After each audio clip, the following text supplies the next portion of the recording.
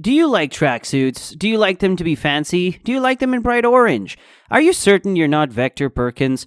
Welcome to the channel, and today we're analyzing the amount of villainess in Vector, aka the orange pajamas guy. Despicable Me is a great movie, funny antagonist, protagonist, good world building, mysterious criminal organizations, and overall captivating the antagonist. Vector is relatively inexperienced in comparison to the tried and tested Felonious crew, which gives this film a unique spin on the cliché animated hero-villain relationship.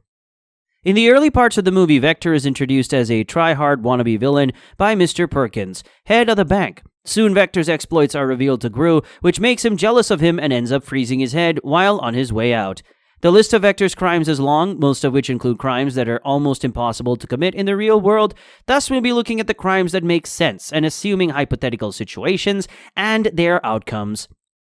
The first of the many crimes that we notice is the extensive use of aquatic animals in his weapons of mass destruction. Yeah, the kid is obsessed with sea creatures. The fact is also verified by a childhood picture of Vector with his father, Mr. Perkins, holding a fish-like toy. The excessive use of aquatic animals by Vector can be considered a gross violation of animal rights, which would end up putting a hefty fine on him and an incarceration period that could extend up to 7 years.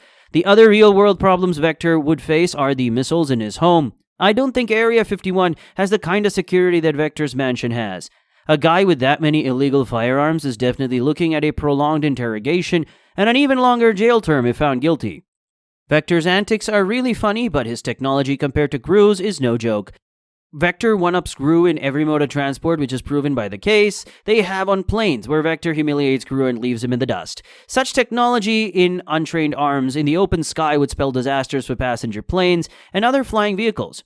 If Vector is caught flying his plane and convicted of his crimes, he would end up paying a sum of $250,000 to the authorities, serving a sentence of 3 years or both. These are the crimes that have possibilities of happening in the real world, though the possibilities are low.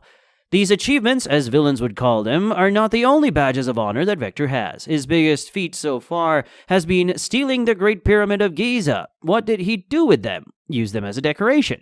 By stealing the Great Pyramid of the real world is an unachievable fact. That is impossible by any means that our world has to offer. What would be the punishment if Vector was convicted? It would most probably depend on the judge or jury responsible for his judicial custody.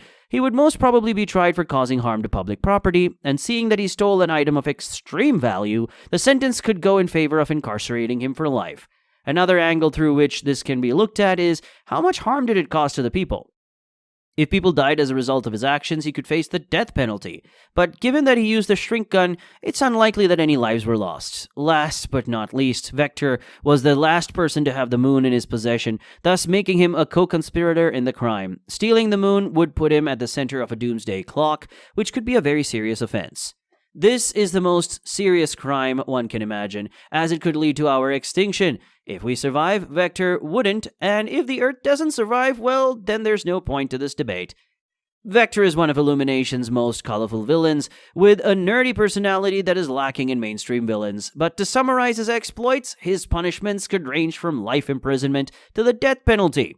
The latter would be more reasonable, as it would be extremely stupid to let such a capable person live and risk destroying humanity. Did you like our analysis? Comment on the part with which you agree the most. Until then, take care and wear jumpsuits.